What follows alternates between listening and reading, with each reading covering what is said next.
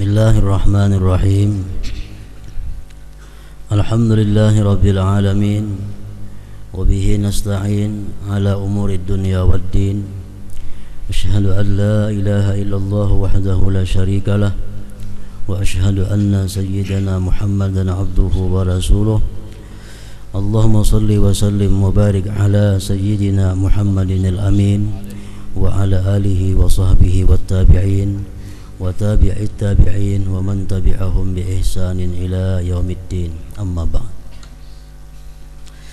Yang kita hormati dan kita cintai para habaib, para alim ulama, guru-guru agama, para muhibbin, hadirin hadirat rahimakumullah. Puji syukur selalu kita haturkan atau kita ucapkan kepada Allah Subhanahu wa taala atas nikmat yang selalu terlimpah kepada kita semua. Dan juga tidak lupa salawat dan salam selalu kita haturkan kepada junjungan kita Nabi besar Muhammad sallallahu alaihi wasallam dan kepada seluruh keluarga, para sahabat, zuriat dan pengikut beliau ila yaumil qiyamah. Para muhibbin rahimakumullah, As-suratus sadisah min suwaril Quran, suratul An'am. Surat yang ke-6 dari surah-surah Al-Quran, yaitu suratul An'am.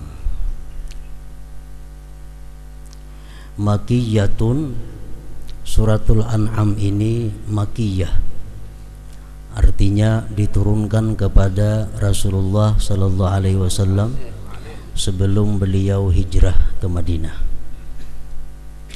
Illa sittal ayat, kecuali ada 6 ayat di dalam surat Al-An'am ini, pamadaniyatun, maka itu madaniyah. Wa ayatuha, ayat-ayatnya surat Al-An'am ini khamsun wa sittuna wa mi'ah, 165 ayat. Al-An'am artinya adalah binatang ternak. Binatang ternak berupa unta, sapi atau kambing, itu disebut An'am. Surat Al-An'am. Kenapa surat yang ke-6 ini dinamai dengan Al-An'am? Karena di dalam surat ini ada beberapa ayat yang membicarakan tentang Al-An'am, tentang hewan ternak berupa unta, sapi atau kambing.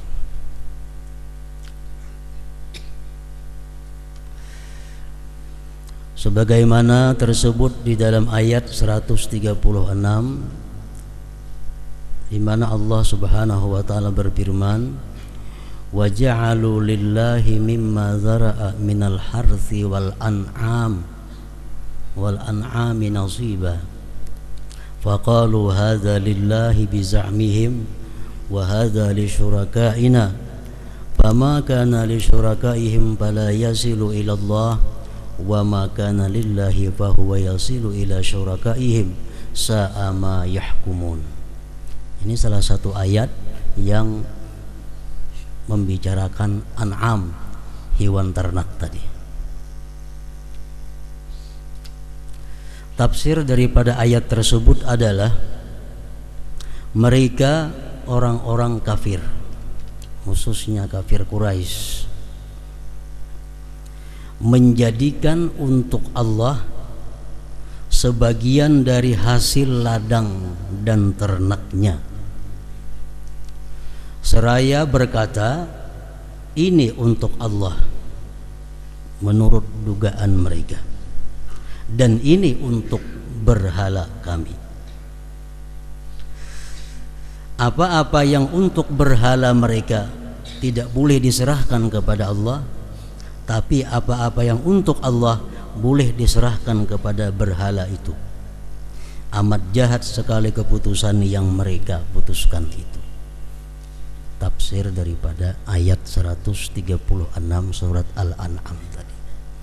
Maksudnya, perinciannya demikian kurang lebihnya. Orang-orang kafir Quraisy itu umpamanya berisi ternak unta, unta yang nomor 1 ini kalau ada hasilnya untuk Allah.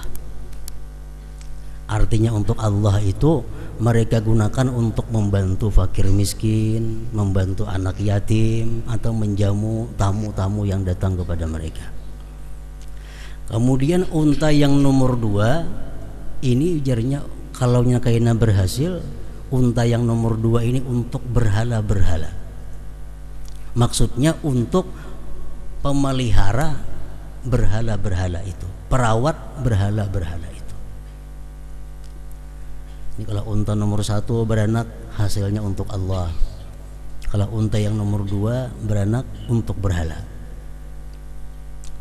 Nah kemudian andai kata satu saat unta nomor 2 ini kada berhasil, yang untuk berhala nih kada beranak, tapi unta yang nomor 1 ini yang untuk Allah itu beranak, mereka ambil anaknya, mereka unjuk untuk berhala tadi. Mereka unjuk, mereka serahkan kepada penjaga berhala. Alasannya kenapa? Menjadinya Allah Maha Kaya, kada perlu itu. Tapi kalau andai kata satu saat yang nomor 2 yang untuk berhala ini menghasilkan sesuatu, yang untuk Allah tidak menghasilkan, mereka tetap menyerahkan kepada berhala, tidak mau menyerahkan kepada bagian untuk Allah Subhanahu wa taala. Nah, ini An'am ceritanya, ternak tadi. Allah menjelaskan sa'ama yahkumun, keputusan mereka itu adalah sangat jahat, keputusan yang sangat tidak baik. Artinya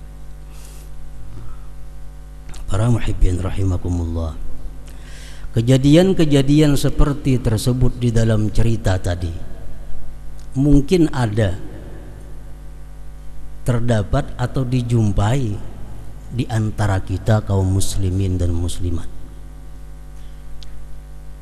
yang mana tingkah laku kita, keputusan kita mungkin mirip dengan orang-orang kafir seperti tadi.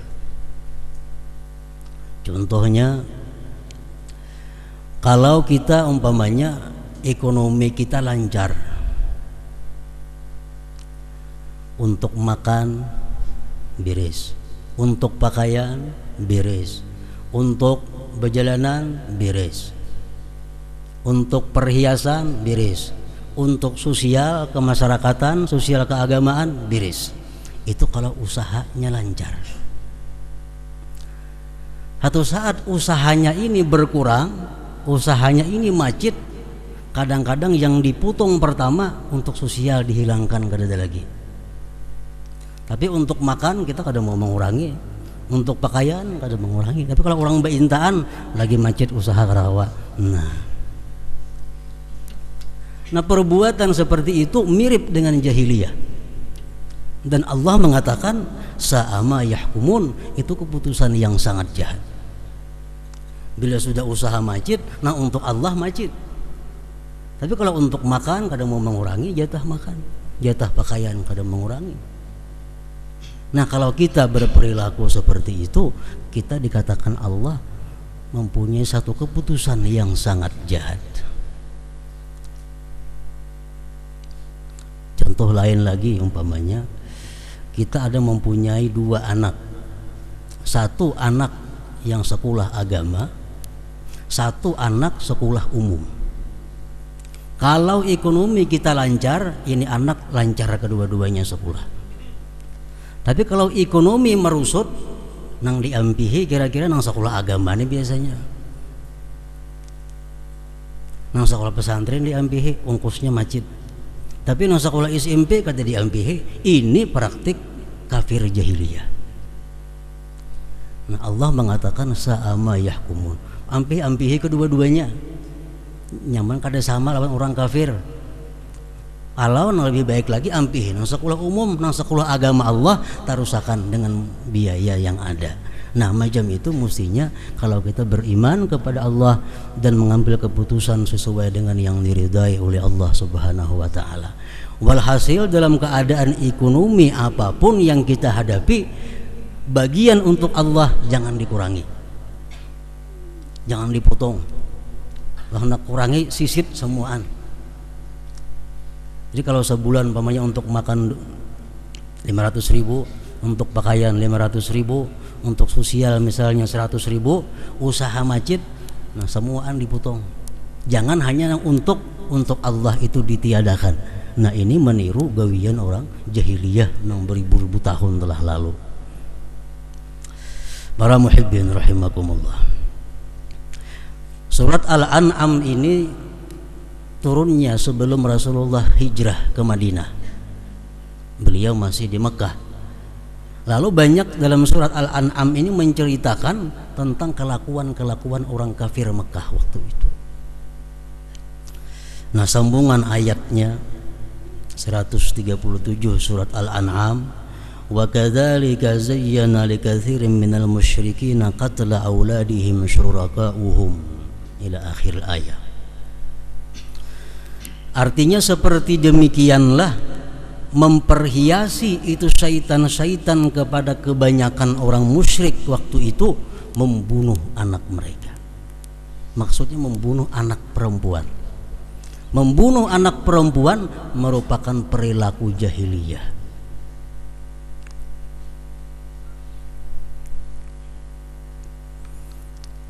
Beranak perempuan patak hidup-hidup,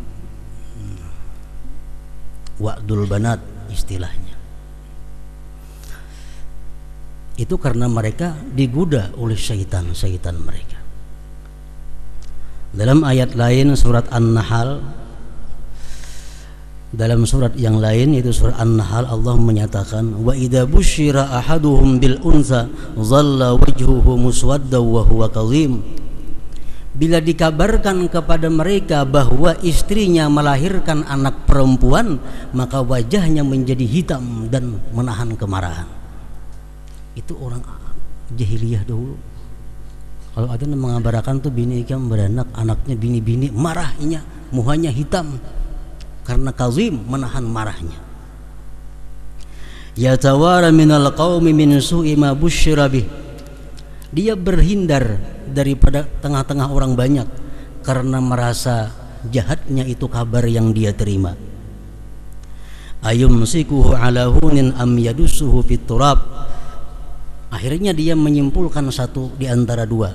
Apakah anak perempuan ini kutahan, kugaduh, kuharagu walaupun aku malu, atau anak perempuan ini kumasukkan ke dalam tanah. Allah mengatakan ala sa'ama yahkumun, itu keputusan yang sangat jahat di antara orang kufar Quraisy itu. Jadi kalau anak bini-bini dibunuhnya atau disimpaninya sambil menahan perasaan malu.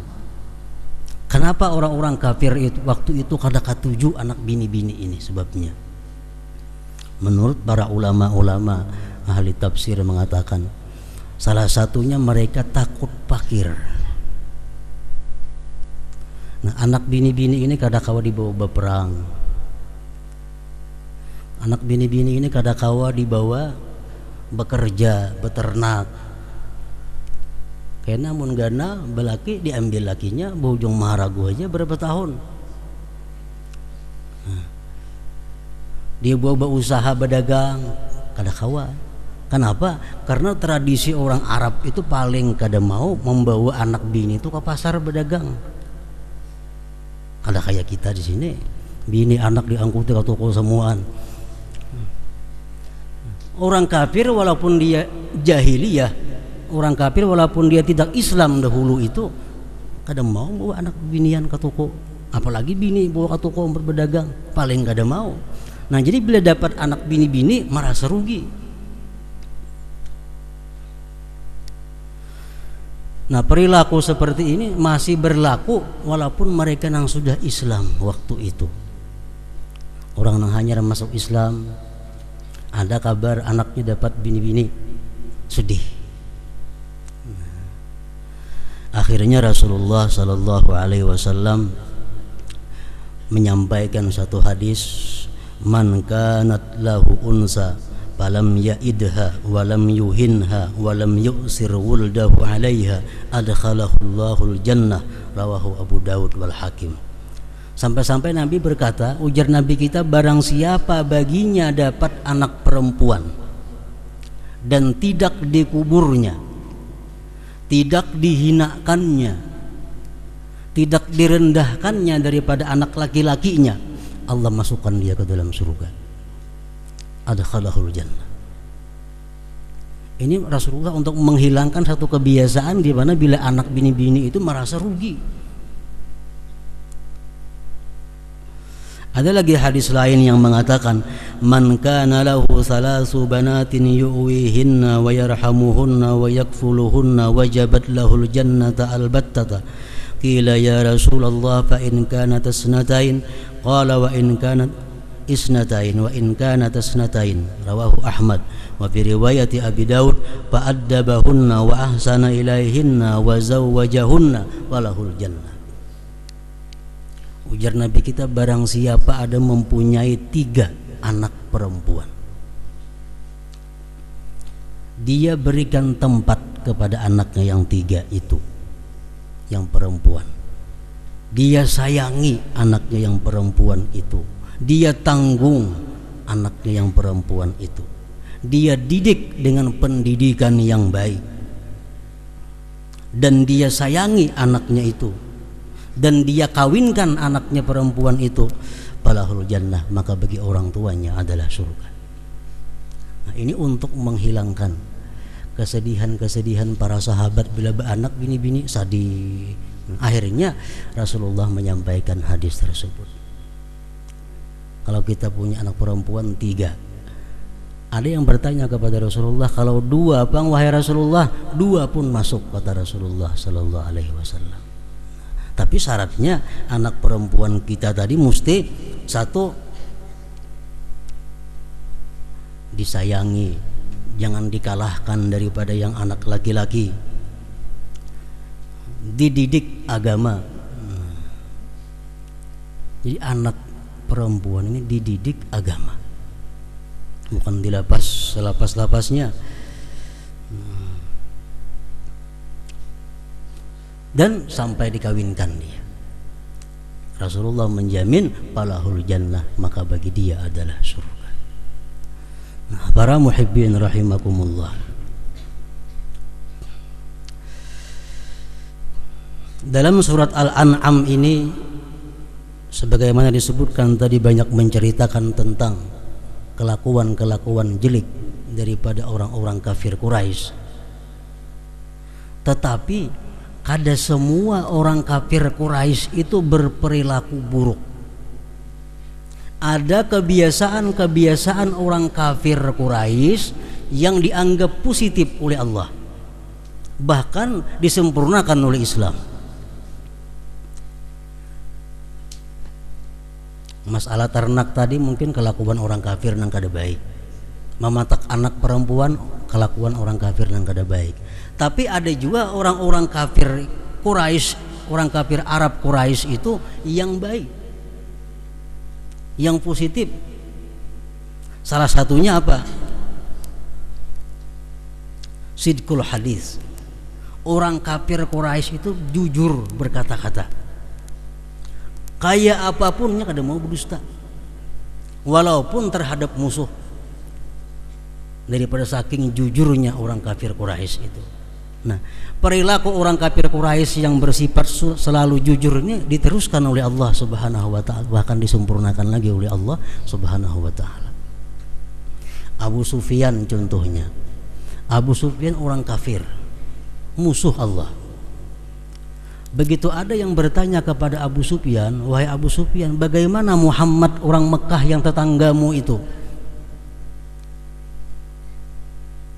Abu Sufyan menjawab, itu Muhammad orangnya amin, dipercaya, padahal musuh, cuma tetap memelihara kejujuran. Nah, itu orang-orang kafir jahiliyah. Walaupun dia jahiliyah, cuma sikap jujur berkata-kata paling diutamakan oleh mereka. Yang kedua, yang positif daripada orang jahiliyah itu apa? Ghairatuhunna ala nisaihin, cemburunya mereka atas perempuan-perempuan mereka. Mereka pencemburu kepada bini mereka, Mereka pencemburu kepada anak-anak perempuan mereka. Artinya apa? Kalau kita beilang ke rumahnya, jangan harap kita melihat bininya. Apalagi bininya nyelengi banyu kalau ada harapan. Nah, ini orang kafir jahiliyah. Mereka sangat memelihara anak istrinya. Nah, perilaku seperti ini pun diteruskan dan disempurnakan oleh Allah Subhanahu wa taala. Jadi kalau semua orang kafir Quraisy itu perilakunya negatif, ada juga hal-hal yang baik dan disempurnakan oleh Allah Subhanahu wa taala. Para muhibbin rahimakumullah. Sebagaimana surat-surat yang lain, surat Al-An'am ini pula banyak mengandung petunjuk, arahan daripada Allah Subhanahu wa taala kepada seluruh manusia agar mereka selamat dan bahagia dunia dan akhirat. Antara lain arahan Allah kepada kita dalam surat Al-An'am ini adalah ayat 59, wa indahu mafatihul ghaib la ya'lamuha illahu. Di sisi Allah kunci-kunci yang gaib itu, dan tidak ada yang tahu kunci-kunci yang gaib itu melainkan Dia.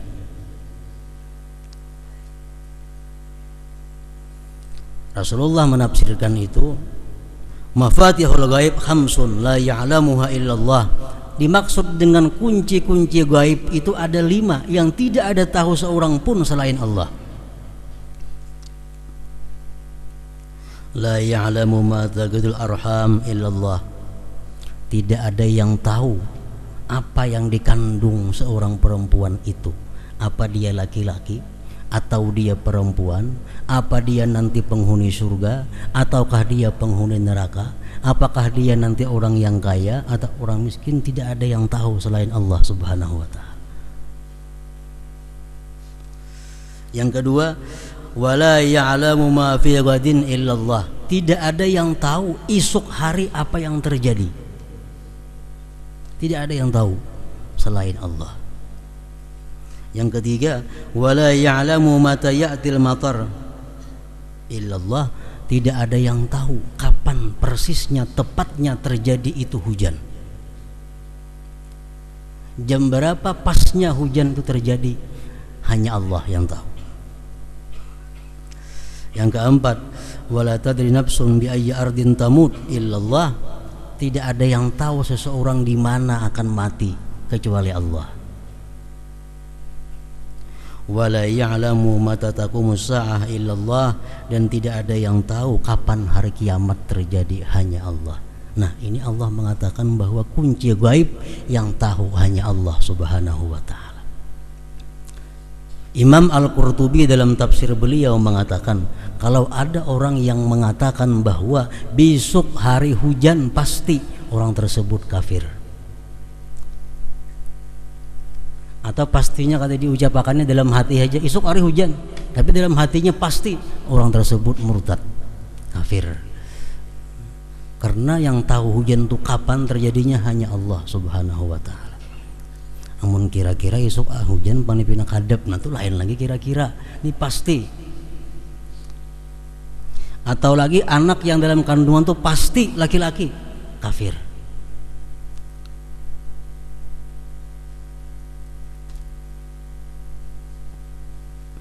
Hari kiamat tanggal sekian tahun sekian, kafir. Termasuk perkara yang gaib yang hanya tahu Allah Subhanahu wa taala. Atau kayak apa nasib kita isoknya tahun kaina, yang tahu hanya Allah Subhanahu wa taala. Nah, di sini arahan Allah kepada kita apa? Kita jangan sampai mendatangi apalagi mempercayai syaitan, dukun, tukang tanung, tukang ramal dalam hal-hal yang gaib ini. Kenapa? Membahayakan akidah seseorang, membahayakan agama seseorang. Baiklah mun aku lawan ini, baiklah mun aku berdagang ini, baiklah aku mun bagana di anu.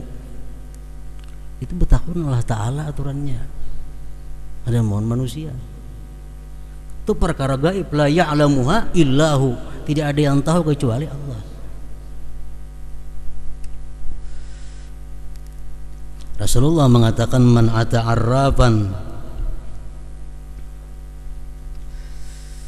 barang siapa mendatangi tukang ramal, tukang tangguh, fasa'alahu an syai', dia tanyakan daripada sesuatu kepada tukang tangguh tadi, lam tuqbal lahu salatu arba'in lailah,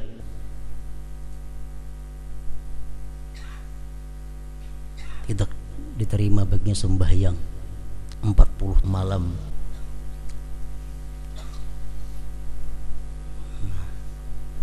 Bertakun orang tukang ramal kayak apa? Mun aku lawan ini bagus kada? Mun aku berdagang ini baik kada? Baik gitu orang ramal. Nah,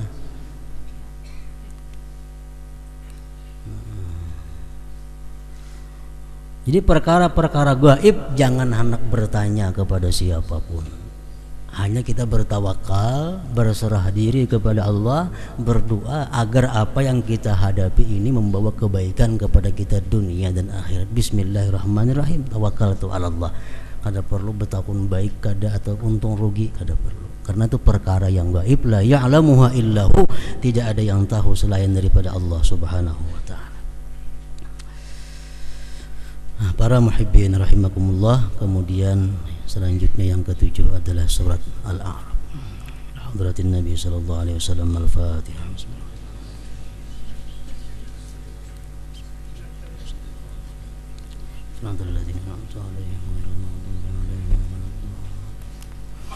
Asyhadu an la ilaha illallah wahdahu la syarika lah, وأشهد أن سيدنا محمدا عبده ورسوله. لا إله إلا الله، نستغفر الله. لا إله إلا الله، نستغفر الله. لا إله إلا الله، نستغفر الله. لا إله إلا الله، ونتوب إلى الله. لا إله إلا الله، محمد رسول الله صلى الله عليه وسلم. يا أيها الراجون منه شفاعة صلوا عليه وسلموا تسليما.